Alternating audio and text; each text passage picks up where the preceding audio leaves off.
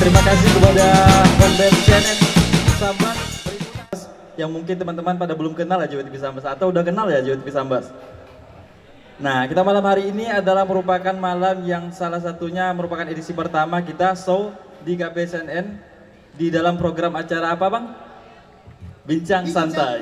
Nah, sebelumnya kita kenalkan dulu, kita hadap kamera dulu ya. Kita hadap kamera sana. Saya Radiman lah. Tapi kita sapa dulu dong. Sapa dulu. Kan perkenalan. Oke. Baik. Kita sapa dulu Bang, penonton melalui Facebook atau melalui langsung nih kita sapa nih. Sapa penonton yang malam ini JWTV sedang live siaran langsung, bisa dilihat di Facebook JWTV. Oke. Kemudian? Ya, kita sapa penonton. Iya. Sebelumnya sekali lagi saya perkenalkan, saya Radiman lah, penyanyi rock. Serak-serak basah, mohon maaf. Iya, kalau di TV One kan ada Karni Ilyas ya. Kalau di JWTV Sambas ada Bang Radiman. Beda lah. Mirip suara Karni Ilyas. Oke, tapi kita nanti akan membahas apa nih Bang malam hari ini. Tapi sebelumnya kita kenalkan dulu Bang Radiman udah perkenalan diri. Saya nggak kenalin dulu nih. Oke, saya kenalan dulu. Nama saya Eksa Teguh Saputra, merupakan host dari JWTV Sambas. Dan malam hari ini kita akan mengangkat tema yang paling banyak krusial di antara permasalahan kita di Kabupaten Sambas, yaitu permasalahan apa Bang? Ya, yang malam ini akan kita coba angkat adalah salah satu mantan pecandu narkoba. Mungkin pernah menggunakan sabu-sabu dan ganja. Begitu? Ya, betul sekali. Jadi pemirsa di Facebook JWTV Sambas ataupun yang audien yang ada di sini, kita harapkan betul ya, karena ini adalah perhatian kita bersama untuk menjaga generasi lebih muda, tentunya lebih berkemajuan dong Bang, sesuai dengan moto kita dong. Iya betul, tidak menunggu berlama-lama, sekarang kita panggil. Iya betul sekali, kita panggil pertama narasumber kita. Ya, kita sebut ini beda sekali ya, nama aslinya dengan nama panggilannya. Ini kita sambut dulu salah satu narasumber kita yang hadir di sini adalah Mas siapa nih? Mas Agusti Sajara Putra. Kita beri tepuk tangan terlebih dahulu. Mas Agusti Sajara Putra, Agil ya. Iya, atau sering dipanggil Mas Agil. Mungkin Mas Agil kita beri mikrofon terlebih dahulu Bang. Kan ini mikrofonnya ada satu lagi nih. Oke, Mas Agil. Ini Mas Agil, kita perkenalan terlebih dahulu ya di sesi ini, karena kan penonton JWTV Sambas ataupun yang ada di sini pengen kenalan dulu sama Mas Agil. Mas Agil ini sebetulnya latar belakangnya apa, kemudian sehingga bisa menjadi seperti ini nih sebagai konselor ya, konselor di Yayasan Geratak Sambas ini. Ya, tanpa menunggu berlama-lama silakan Mas Agil perkenalkan diri Anda. Oke, terima kasih. Selamat malam semuanya. Perkenalkan, nama saya Agusti Sajara Putra, biasa dipanggil Agusti. Saya seorang mantan edi. Saya dulunya seorang pecandu dan sekarang alhamdulillah saya sudah clean dari narkoba. Ya, alhamdulillah. Dulu saya pecandu. Luar biasa ya Mas Agil ya. Mas Agil ini sebelum kita lebih ekspos lebih dalam lagi mengenai Mas Agil, kita langsung panggil juga langsung narasumber kita yang kedua. Ini adalah selaku dari praktisi IPB, yaitu Bapak Sudarwanto. Silakan Bapak Sudarwanto, terima kasih atas waktunya sudah hadir bersama kita di Bincang Santai di malam hari ini bersama JWTV Sambas. Ini salah satu apresiasi sebetul sekali ya, mereka berdua telah sudi bersama kita nih Bang. Bapak Sudarwanto berasal dari Sleman, Yogyakarta Pak ya.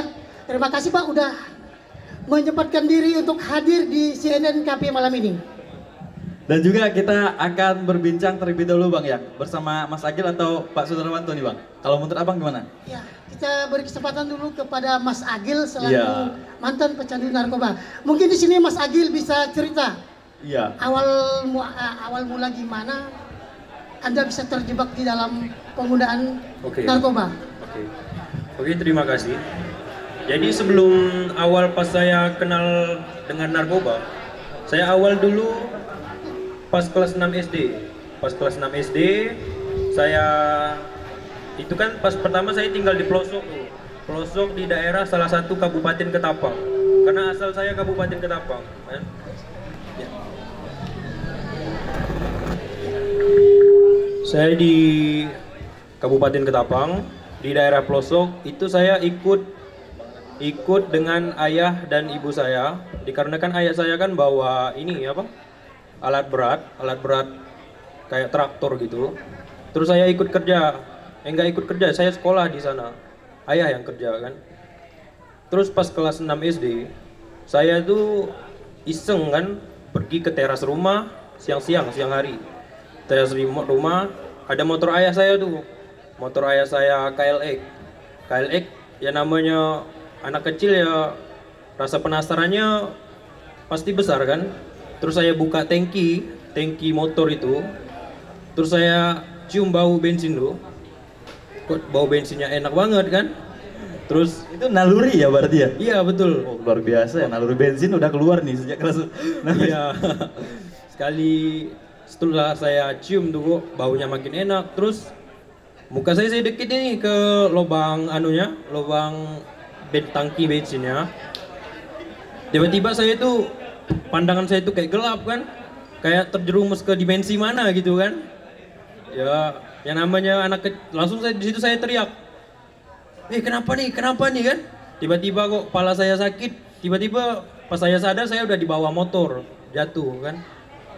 Lalu saya pikir saya habis dari mana tadi kan, kayak bukan di dunia nyata gitu. Apalagi pas itu saya masih kecil terus pas besok sekolah saya penasaran saya lebih tinggi lagi. Pengen coba lagi ntar. Terus saya pulang sekolah. Tar bang, kenapa pengen coba lagi? Bi? Apa ketagihan atau bikin enak atau bikin halusinasi yang lebih tinggi lagi? Pertama dari baunya tuh enak bang, bau enak. Terus rasa penasaran tuh kan ke saya bisop kan tuh saya merasakan kayak bukan di dunia nyata gitu. Berarti Istilahnya kayak berhalusinasi ya? Betul. Apalagi pas kita di usia anak tuh kayak punya kekuatan aku nih bisa pindah dimensi gitu kan. Oke, jadi Avenger ya. Betul. Terus saya pulang sekolah, saya minta tuh uang jajan 5.000 sama ibu kan. Bu, minta uang 5.000, saya mau jajan gitu. Itu ke saya beliin bensin bang. Beliin bensin buat sendiri. Pergi ke tengah hutan, itu saya hisap tuh bensinnya. Ya, Sekitar jam 2 siang sih. Bang Agil, bisa jelaskan berapa lama Anda mengkonsumsi bensin? Apakah perorangan, berteman, atau ngegeng gitu? Oke, pertama saya sendiri. Saya sendiri konsumsi kan. Ya karena kan saya belum tahu kalau itu zat berbahaya, zat kimia, namanya anak kecil kan. Saya coba untuk pakai ambil nikmatnya aja. Setelah itu saya ketahuan nih sama orang tua. Kok kau bawa bensin dari mana kau, kata orang tua. Terus saya jawab, saya dari ini lihat-lihat traktor di bengkel, main-main pegang-pegang mesin, saya bilang gitu. Iya, berapa lama Anda mengkonsumsi bensin? Itu berkisar kira-kira ada 4 tahunan. Itu nggak ketahuan sama sekali sama orang tua, 4 tahunan. Setelah menjalani 4 tahun asik masuk mengkonsumsi bau bensin, apakah tiba-tiba muncul di pikiran Anda untuk coba barang lain, mungkin yang lebih menantang dari bensin? Misalnya Lempox atau yang lain? Oke, setelah saya tamat SD tuh bang, saya kan pindah ke pusat kota, nggak lagi di pelosok lagi kan. Setelah pindah ke pusat kota, saya bergaul sama teman. Yang teman tuh seseorang pecandu yang aktif dengan sabu-sabu. Luar biasa ya. Udah coba berteman lagi sama teman-teman yang udah biasa nyabu ya? Betul, pas kelas 1 SMP. Di situ saya diracunin sama dia kan. Diracunin kalau narkoba ini enak.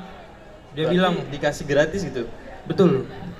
Dikasih sama mereka, terus besoknya saya minta uang sama keluarga kan. Iya. Saya beli itu lagi. Ya, biasanya kalau kita ingin biasanya mengkonsumsi sabu-sabu, awalnya dikasih gratis.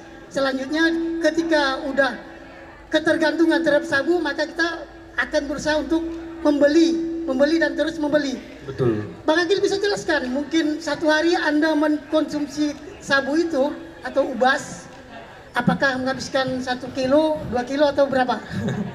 Biasa saya beli per paketnya palingan saya 100 bang. Paket 100 itu dipakai berdua. Karena dulu tuh harga sabu itu masih enak dijangkau lah kan. Cuman sekarang nih ya bisa juga enak juga dijangkau sekarang. Cuman bahannya agak berbeda gitu. Iya. Rasa dan barangnya agak berbeda. Dan Anda mengkonsumsi sabu-sabu itu berapa lama? Itu berkisar 1 tahun bang. Ya, yang pemakaian saya yang lebih lama itu bensin 4 tahun, 4 tahunan. Dan pada akhirnya malam ini Anda sampai di Sambas. Bagaimana ceritanya, Bang Agil? Oke. Pas saya konsumsi sabu itu saya ketangkap basah sama warga kan. Terus saya dilaporin nih sama warga ke Polres, terus orang Polres jemput. Terus orang Polres interogasi mendalam kan. Ini anak ini nggak bisa juga sih dimasukin ke lapas karena masih di bawah umur ya kan. Terus datanglah itu ya, bisa dibilang bagi saya itu seorang malaikat lah. Yaitu Ibu Lisa, salah satu ketua KPAI di Kabupaten Kota Ketapang. Oh, di Ketapang. Kabupaten Ketapang. Terus beliau ngambil saya nih, karena pas saya jadi pecandu bang, keluarga saya udah nggak care lagi sama saya, udah nggak peduli kan. Lo asik sama pemakaian, ya udah, nggak usah di keluarga ini lagi, sana kok. Jadi saya hidup sendiri. Mas Agil ini tamat sekolah sampai ke tingkat berapa? Kelas 1 SMP udah berhenti. 1 bang. SMP udah berhenti berhenti sekolah. Luar biasa ya. Terus saya ditarik kan sama KPAI, dibawa saya ke rehab, salah satu di Pontianak, di Kuburaya. Itu orang tua udah menyerah ya? Udah menyerah, udah nggak tahu lagi anaknya di mana. Oke. Jadi pemirsa JW TV Sambas maupun yang ada di sini ini tentu menjadi pembelajaran kita bersama ya mengenai kasus Mas Agil ini sampai berhenti sekolah, masa depannya sampai terputus di situ. Ini cukup perhatian bagi generasi kita nih, terutama generasi muda nih bang, yang zaman sekarang ini cukup memprihatinkan. Apalagi mengingat kita berada di perbatasan Indonesia Malaysia nih, mungkin merupakan salah satu jalur untuk memasukkan narkotika ini. Kita sudah ada juga narasumber kita Pak Sudarwanto yang merupakan praktisi IPP dari Yogyakarta. Ini Pak Sudarwanto, izin Pak Sudarwanto, kita ingin berkonsultasi nih mengenai penyalahgunaan narkoba yang seperti dari kasus Mas Agil ini sebetulnya. Nah, mengingat kita nih berada di perbatasan Indonesia Malaysia, juga rentan loh sebetulnya. Nah, bagaimana sih sebetulnya langkah-langkah untuk menyikapi adanya penyebaran jalur-jalur tikus, penyebaran narkoba ini sebetulnya bagaimana nih menurut Mas Sudarwanto? Silakan Mas Sudarwanto. Baik, terima kasih. Assalamualaikum warahmatullahi wabarakatuh. Saya sebagaimana disebutkan tadi ya, sebagai praktisi IPP. IPP itu adalah intervensi perubahan perilaku. Jadi saya tergabung di Ikatan Praktisi Intervensi Perubahan Perilaku Indonesia di Jakarta gitu.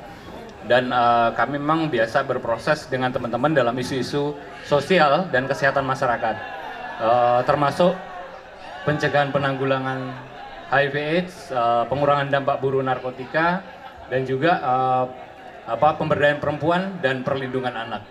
Jadi dalam konteks nafza, sebagaimana tema yang malam hari ini ditaja oleh kawan-kawan JTV berkolaborasi dengan Yayasan Grata Kabupaten Sambas, adalah bagaimana menciptakan lingkungan yang kondusif untuk upaya pencegahan penanggulangan nafza. Sambas merupakan daerah yang cukup rawan untuk permasalahan penyalahgunaan dan atau penggunaan narkotika ya dan zat adiktif lainnya, karena beberapa hal, misalnya diantaranya kaitannya dengan wilayah perbatasan ya, perbatasan di mana banyak jalur-jalur tikus yang bisa digunakan, dan jalur tikus itu bisa dilewati oleh gajah gitu ya. Jadi namanya jalur tikus tapi bisa dilewati oleh gajah. Nah, itu juga menjadi hal-hal yang perlu menjadi perhatian seluruh pihak sebenarnya. Kalau kita berbicara lingkungan ini bukan maknanya hanya sekedar area di mana kita tempat tinggal, tapi kemudian bagaimana lingkungan yang kondusif itu dalam konteks dimulai dari keluarga terkecil. Ya, dalam hal ini orang tua yang kemudian harapannya bisa memberikan pengawasan, bisa mendidik, bisa mengedukasi anak dengan baik gitu. Jadi contoh kasus tadi Bro Agil tadi bercerita tentang bagaimana masa kecilnya, kemudian dia secara tidak sengaja ya mencium aroma bensin gitu. Terus kemudian itu diulang dan terus berulang sehingga muncullah adiksi atau ketergantungan. Belum lagi ketika dia menggunakan setelah itu menggunakan lem fox, menggunakan lain-lain hingga sampai pada tahapan dia menggunakan sabu gitu ya. Nah ini kan kalau kita lihat, kita kaji, mungkin kita juga sama-sama bisa melihat situasi bagaimana keluarganya, ya bagaimana kepedulian keluarga terhadap anaknya, bagaimana kesibukan orang tua kadang-kadang juga bisa memunculkan pengabaian terhadap hak-hak anaknya begitu. Nah sehingga lingkungan terkecil ini dulu yang harusnya dibenahi, lalu kemudian kita akan berbicara lebih besar pada konteks lingkungan warga, lingkungan tempat tinggal kita, lalu kemudian sampai pada area mungkin kabupaten layaknya Sambas misalnya seperti ini. Dan ini menjadi masalah juga yang cukup besar dan saya pikir harus menjadi perhatian bersama gitu. Bagaimana Pak Sudarwanto nih, kita melihat kan ini kan generasi milenial, generasi muda ini cukup rentan, apalagi kan sekarang udah sistem e-commerce atau jual beli online, transaksi online ini bisa diduga melakukan pembelian narkotika. Ini apa sih sebetulnya langkah-langkah yang bisa kita hindari? Baik, terima kasih. Jadi kalau kita berbicara konteks intervensi perubahan perilaku ya, rata-rata orang kita itu karena sebenarnya tidak tahu sehingga muncul kadang-kadang pengabaian dan atau cuek, tidak peduli, atau bahkan ada yang juga yang tidak mau tahu gitu. Makanya yang paling penting pertama sekali kalau dalam konteks bagaimana perubahan perilaku itu terjadi, orang dari tidak tahu kemudian dikasih tahu agar dia mengerti. Ketika dia mengerti atau paham, nanti harapannya muncul kepedulian atau awareness ya, terus kemudian bisa kalau misalnya orang tua lah, misalnya di rumah, kadang-kadang kan senang tuh bangga anaknya nggak kemana-mana kok, di rumah aja, ya, cuman di kamar aja seharian, anak saya nggak bandel, nggak liar segala macam. Padahal sekarang akses dunia ini bisa dilihat hanya dari sebuah kaca gadget gitu, sebuah gadget. HP gitu, sehingga kita kadang-kadang cukup percaya begitu saja. Jadi model pengawasan itu sesungguhnya juga tidak masalah ketika orang tua juga bisa tahu mengakses handphone anaknya dan sebagainya. Walaupun itu wilayah privasi bagi sebagian orang, tapi ketika kita orang tua dan kita ingin memberikan edukasi, pengawasan kepada anak kita, saya pikir pada konteks ketika dia belum dewasa, maka orang tua tetap harus memberikan pengawasan gitu yang melekat kepada anak. Itu dari lingkungan yang terkecil dulu gitu. Ya. Baik, luar biasa. Terima kasih Pak Sudarwanto atas penjelasannya yang singkat ini. Kita juga membuka ruang publik untuk bertanya nih melalui komentar di Facebook JWTV Sambas. Juga pemirsa boleh melakukan pertanyaan seputar penyalahgunaan narkoba, dan juga hadirin yang ada di sini, tamu-tamu di Cafe CNN, pengunjung juga boleh berinteraksi mengenai penyalahgunaan narkoba. Ada dua narasumber kita ini, siapa tahu ada yang ingin bertanya mengenai penyalahgunaan narkoba dan juga tips triknya untuk mengatasi narkoba. Bagaimana nih Bang Sudirman? Ya. Bisa malam ini kita buka, kasih kesempatan untuk pengunjung CNN KP untuk melemparkan pertanyaan apapun yang terkait penyalahgunaan nafza. Iya, sambil kita menunggu nanti kita juga masih bertanya-tanya nih mengenai penyalahgunaan narkoba. Kita beralih ke Mas Agil nih, Mas Agil. Apa sih sebetulnya titik yang menjadi pembelajaran bagi Mas Agil sendiri untuk menjadi perhatian pengunjung nih dan juga pemirsa JWTV Sambas ini, supaya nih Mas Agil menjadi contoh yang tidak bisa dicontoh lagi gitu, biar menjadi efek jerah nih bagi teman-teman agar penggunaan narkotika ini begitu jahatnya sekali gitu. Bagaimana Mas Agil? Oke, terima kasih. Yang pertama kita harus hati-hati terhadap pergaulan. Boleh bergaul cuman dari sisi pandang circle, kira circle itu yang positif, gak apa-apa. Tapi kalau emang circle itu ya menjerumuskan, kayak dia semuanya pemakai gitu kan, terus kawan datang diajak make segala macam, tuh lebih baik dijauhin lah. Nggak, kalau bisa kalian rangkul nggak apa-apa, dirangkul teman kayak yang aktif menggunakan narkoba ya kan.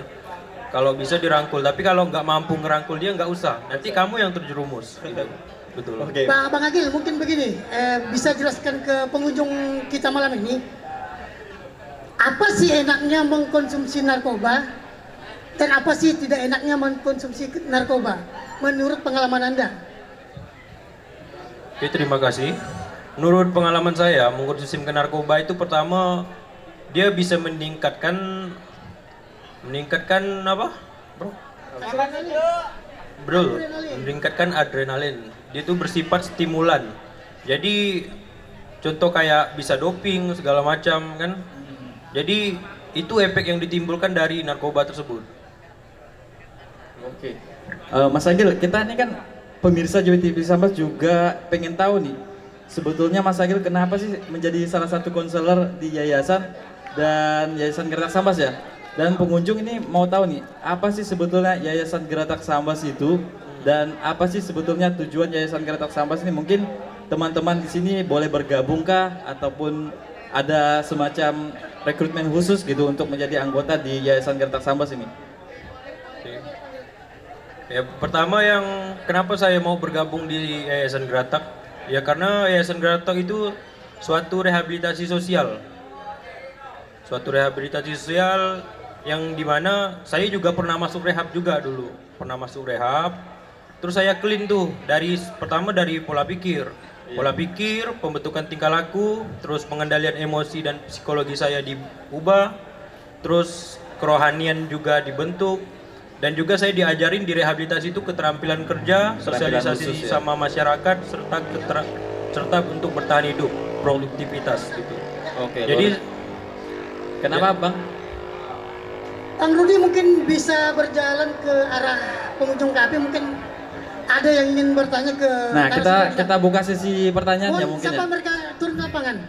Oke, mungkin ada di sini yang ingin bertanya. Halo, Bapak Ibu, adik abang, yang di sini yang ingin bertanya atau kita datang langsung, kita samperin aja. Oke, Sampai boleh. langsung. Ini mikrofon saya sampai berapa jauh nih? Sampai. Boleh, Bang, Bapak, Mas Prima, boleh bertanya? Ini boleh, siapa yang ingin bertanya terkait narkoba ini boleh siapa saja Bapak Ibu. Mungkin ada yang ada di sekitar sini mau bertanya? Oke, nggak ada ya? Nggak ada, Bang Radimat, di sini nggak ada yang bertanya. Baik. Mungkin semuanya tidak menggunakan konsumsi narkoba. Baik. Luar biasa ya? Kiri, Oke, kiri. kenapa? Ke kanan. Ada di. Sisi Oke, kanan. ini di sisi sini boleh serahkan siapa namanya? Bismillah. Assalamualaikum warahmatullahi wabarakatuh. Waalaikumsalam. Perkenalkan, nama saya Aldi. Saya akan bertanya terkait tentang narkoba. Bagaimana cara meminimalisir penyalahgunaan narkoba? Baik, terima kasih.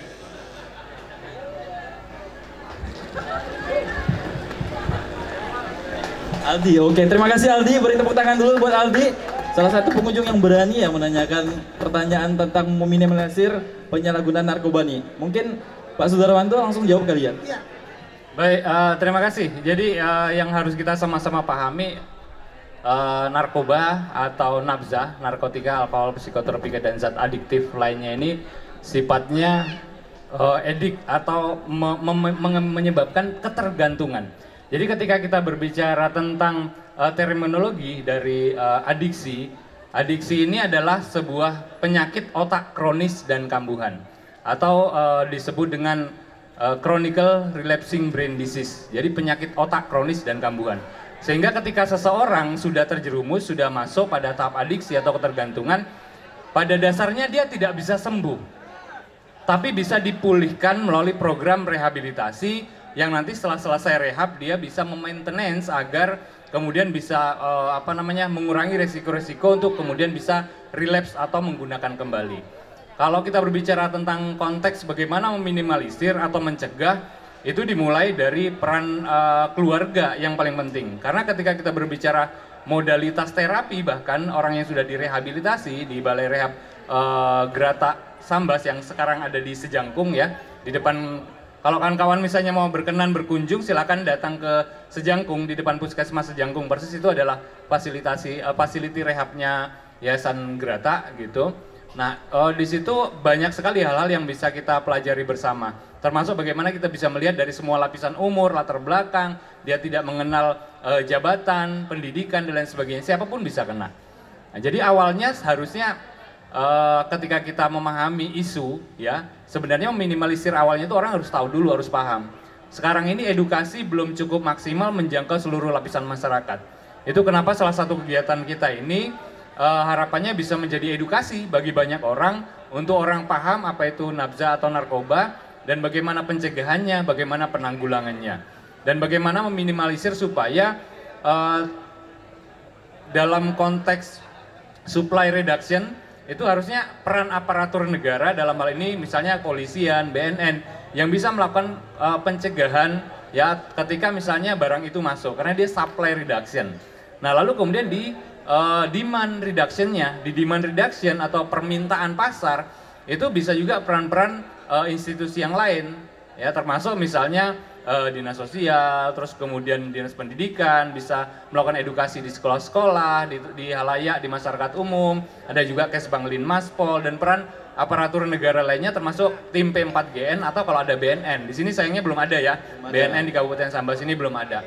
Nah, salah satu peran kami juga ketika berbicara tentang demand reduction adalah memberikan edukasi, ya preventionnya di situ atau pencegahannya. Tapi kalau sudah terlanjur pakai, ya maka kita juga menyiapkan wadah untuk rehabilitasi. Karena yang harus kita sama-sama pahami bahwasanya ketergantungan tadi adalah penyakit. Kalau penyakit itu harusnya bagaimana? Disembuhkan, dipulihkan atau dipenjara? Sembuhkan dong. Disembuhkan. Jadi kalau berdasarkan Undang-Undang Nomor 35 Tahun 2009, ya pasal 127, orang yang ketergantungan, yang kecanduan itu harusnya divonis rehabilitasi. Begitu. Tapi juga ada surat edaran Mahkamah Agung tentang gramologi untuk menentukan seseorang ini benar-benar layak disebut sebagai pengguna atau penyalahguna ataukah dia pengedar atau bandar. Karena dari gramologinya itu kemudian akan ketahuan, dari tes urinnya akan ketahuan, dari asesmennya akan ketahuan.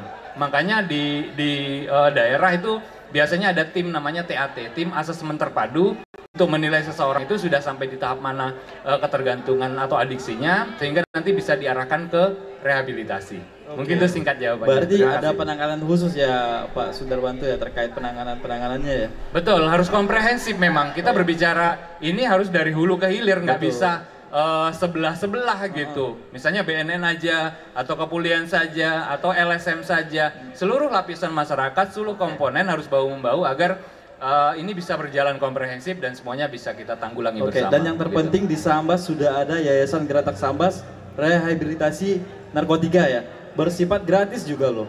Nah, ini yang untungnya di Kabupaten Sambas satu-satunya ya yang ada di Kabupaten Sambas. Tepuk tangan dulu buat Yayasan Geratak Sambas. Luar biasa ya. Dan kita perlu diketahui Yayasan Geratak Sambas berada di Kecamatan Sejangkung depan dan di situ Puskesmas Sejangkung. Iya. Di situ apa dilakukan rehab secara gratis Pak ya? Iya betul. Jadi nanti di akhir acara mungkin bisa sampaikan ya. disampaikan. Tapi kita akan bacakan dulu asistensi ini dari komentar JWTV ini kita sapa dulu ya.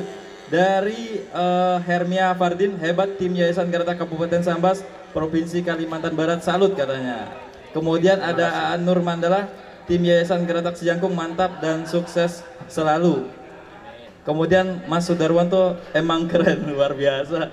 Dan Mas Bro Agil, lu keren. Jadilah sebagai contoh yang terbaik bagi generasi anak muda dan bangsa. Luar biasa.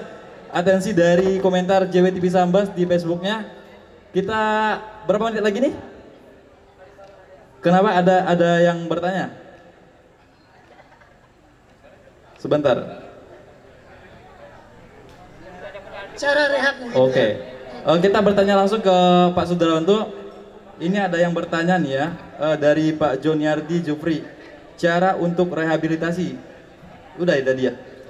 Mungkin mekanismenya barangkali ya. Kalau kita berbicara mekanisme, pertama sebenarnya alangkah baiknya ketika belum bermasalah dengan hukum, ketika kita menyadari diri kita, ketergantungan atau lingkungan atau keluarga atau sanak famili kita bermasalah dengan zat adiktif, menjadi pengguna dan atau penyalahguna sehingga edik atau ketergantungan atau kecanduan, jangan sungkan untuk menghubungi kami. Kami ada hotline centernya, terus juga ada kita juga punya Facebook, punya YouTube, punya juga Instagram, juga bisa kontak di sana, bisa DM kita kalau misalnya butuh misalnya informasi terkait dengan terapi kita. Tapi kalau kita berbicara tentang terapi, kita menggunakan modalitas terapi yang namanya TC atau therapeutic community, namun juga dikombinasi dengan sisi religi atau keagamaan, sehingga di sana kawan-kawan juga bisa menjalankan ibadah secara maksimal 5 kali sehari. Di sana di manajemen orang dari mulai bangun tidur untuk sholat subuh berjamaah hingga tidur lagi nanti pasca Isya, dan ada kelas-kelas yang khusus disiapkan. Jadi nggak ada waktu kosong. Aktivitas itu full selama berada di situ. Berarti memang sudah disiapkan ya schedule-nya Ya, untuk kalau perharinya. mau mengakses ini juga untuk menangkis beberapa isu yang berkembang di masyarakat, bahwasanya rehab itu mahal dan segala macam. Mungkin ada beberapa rehabilitasi yang memang berbayar, ya, tidak gratis, dan atau mungkin justru yang kita khawatirkan memanfaatkan permasalahan masyarakat yang sudah jatuh ketimpa tangga gitu. Sudah bermasalah dengan adiksi, terus kemudian dibebankan berbagai macam biaya dan lain sebagainya. Insya Allah di kita benar-benar gratis, layanan kita full gratis. Jadi kalau misalnya ada saudara, tetangga, keluarga dan sebagainya yang ingin mengakses, silakan saja. Kalaupun ada biaya, itu hanya biaya untuk kesehariannya si klien, kebutuhan dia, misalnya dia mau jajan atau apa, itu dititipkan oleh keluarga, karena di sana tidak boleh ada pegang uang cash dan lain sebagainya. Jadi yang pasti silakan hubungi kami, silakan datang dan cek langsung ke tempat kami. Mohon maaf karena saya promosi ya, karena saya juga sekaligus sebagai pembina di Yayasan Gerata Kabupaten Sambas. Demikian. Oke, terima kasih kepada Pak Sudarwanto, luar biasa sekali penjelasannya. Ini ramai banget sebenarnya atensi kita yang ada di Facebook ini. Ada yang bertanya nih, kenapa sih sebetulnya Mas Sudarwanto dan sama Mas Agil bisa sampai ke Kabupaten Sambas? Bagaimana nih ceritanya? Ini mau Mas Agil dulu ya cerita. Silakan Mas Agil, gimana sih sebetulnya Mas Agil bisa sampai ke Kabupaten Sambas ini? Oke, terima kasih. Jadi awal mula pas sebelum saya di Sambas, itu saya masih di Kabupaten Ketapang. Setelah di Kabupaten Ketapang, saya itu masuk ke rehabilitasi sosial di salah satu Kabupaten Ketapang kan. Oh, berarti di Ketapang ada ya rehabilitasinya? Ada, dulu ada, cuman sekarang udah nggak tahu lah, kurang informasi juga kami kan. Tapi berbayar atau gratis? Berbayar. Berbayar. Berbayar. Oke. Terus di situ ada nih yang namanya Bang Rian. Bang Rian tuh seorang konselor adiksi juga, terus dikontrak sama staf di Ketapang itu selama 1 bulan kan untuk mendirikan fasilitas dan program-program di sana. Terus setelah dia selesai kontrak, itu saya observasi orang ini kayaknya cocok lah kalau dengan saya kan. Terus Bang, saya izin ikut Abang di Sambas saja. Enggak apa-apa, nanti kerja apakah di sana. Yang penting saya dengan Abang nih sharing apapun masuk gitu loh. Nah, feedback dari dia tuh bisa saya cerna gitu. Terus saya izin sama ibu saya, Ibu Lisa dari KPAI. Terus diongkosin nama beliau ke Sambas. Itu saya bersyukur kan, saya pergi ke Sambas, terus masuk di rehab. Ternyata Bang Rian ini ada lembaga sendiri juga, rehabilitasi sendiri. Terus saya diikutin bareng yang di situ. Terus saya di situ saya dididik sama beliau, dan sekarang alhamdulillah saya 4 tahun dengan beliau, saya sangat-sangat betah sekali. Bagaimanapun dia didikannya kayak gimana pun, ya saya merasa bersyukur karena beliau nih gimana pun dia marah, dia tetap ada tujuan. Betul. Kenapa dia marah tersebut? Makanya saya terima terus. Gitu. Terbukti Mas Agil menjadi konselor ya? Konselor di yayasan luar biasa ya? Alhamdulillah. Bekas Pak Jadu menjadi konselor nih, konselor narkoba. Alhamdulillah saya sekarang koordinator konselor di sana. Nah, luar biasa. Kita kembali lagi ke Pak Sudarwanto nih, Pak Sudarwanto. Singkat saja Pak. Singkat saja Pak sebelum Sudarwanto. kita tutup acara ini kan, singkat saja sampaikan kenapa Bapak bisa sampai ke Kabupaten Sambas. Monggo Pak. Baik, terima kasih. Jadi kalau saya ke Kabupaten Sambas itu kan dalam fungsi pembinaan ya sesungguhnya. Karena saya dulu bermula tahun 2002 itu memang masuk di isu kesehatan masyarakat. Dari mulai pencegahan penanggulangan HIV/AIDS, TBC, lalu kemudian masalah-masalah sosial lainnya termasuk harm reduction, pengurangan dampak buruk narkotika. Karena saya juga dididik dan dilatih sebagai trainer nasional, sebagai fasilitator nasional di Grup Intervensi Perubahan Perilaku Indonesia di Jakarta. Saya dulu sebagai sekretaris nasional. Waktu itu saya sering ketemu dengan teman-teman, sharing, lalu mereka kemudian konsultasi, sampai kemudian mendirikan lembaga. dan akhirnya saya tergerak untuk tetap memberikan asistensi, memberikan pembinaan, baik itu di beberapa daerah lainnya, di Surabaya, di Solo misalnya, sampai juga di Kabupaten Sambas gitu. Dan karena posisi saya sebagai pembina, saya tentu juga punya tanggung jawab moral untuk senantiasa berusaha memaksimalkan peran-perannya Yayasan Geratak ke depan agar lebih baik lagi. Baik, pemirsa JWTV dan pengunjung CNKP, sebelum kita akhiri bincang santai ini, closing statement yang terakhir dari Mas Agil. Mas Agil, Monggo, Mas silakan. Agil. Singkat padat ya Mas Agil. Silakan Mas Agil. Closing statement nih, pesan-pesan buat teman-temannya ada di sini. Pesan-pesan untuk kawan-kawan remaja Kabupaten Sambas agar jangan terjerumus kepada penyalahgunaan narkoba. Oke, terima kasih. Oke, mungkin pesan singkat dari saya ya. Pesan singkat pertama, jaga circle. Jaga circle kita harus positif. Terus kedua, kemana-mana kalau mau keluar rumah tuh izin sama orang tua. Nah, betul tuh. Izin sama orang tua mau kemana, tujuannya ngapa dan mau ngapain. Supaya nanti orang tua di rumah ndak bimbang. Jadi kalau misalnya terjadi ada apa-apa sama kalian di luar, orang tua tahu posisi kalian di mana gitu. Itu Bang. Oke, terima kasih Mas Agil. Kemudian Pak Sudrawanto, silakan Pak Sudrawanto. Sesuai dengan tema kita malam hari ini, penciptaan lingkungan yang kondusif, itu dimulai dari diri kita, dimulai dari lingkungan terkecil kita, terus kemudian sampai ke Kabupaten Sambas, yang harapannya nanti bisa memunculkan generasi unggul, generasi emas gitu, bebas dari penyalahgunaan dan penggunaan narkoba. Maka kemudian saya minta kepada semua hadirin yang ada di sini untuk bisa berpartisipasi, berkontribusi agar Sambas ini bisa menjadi daerah yang bersih penggunaan dan penyalahgunaan narkoba. Saya minta tolong semuanya bisa bilang, I love you Sambas. Sekali lagi yang kencang. Oke, kita semua sayang Sambas, maka kita jaga bareng-bareng. Kita beri tepuk tangan kedua narasumber pada malam hari ini dengan berakhirnya bincang santai pada edisi malam hari ini juga ya. Kita ucapkan terima kasih kepada pemirsa JWTV Sambas yang sudah menonton kita di Facebook JWTV Sambas dan juga pengunjung KPCNS Sambas. Dan juga kita ingatkan sekali lagi buat teman-teman yang ingin menyaksikan ataupun mengikuti JWTV Sambas, jangan lupa klik JWTV di Facebook dan jadi followers kita ya Bang ya. Dan mohon maaf jika dalam penyampaian kami dari awal hingga akhir terdapat kesalahan dan tidak menyenangkan hati. Saya Radiman Lah. Dan saya Eksa Teguh Saputra, terima kasih atas perhatiannya. Wabillahi taufiq wal hidayah. Wassalamualaikum warahmatullahi wabarakatuh.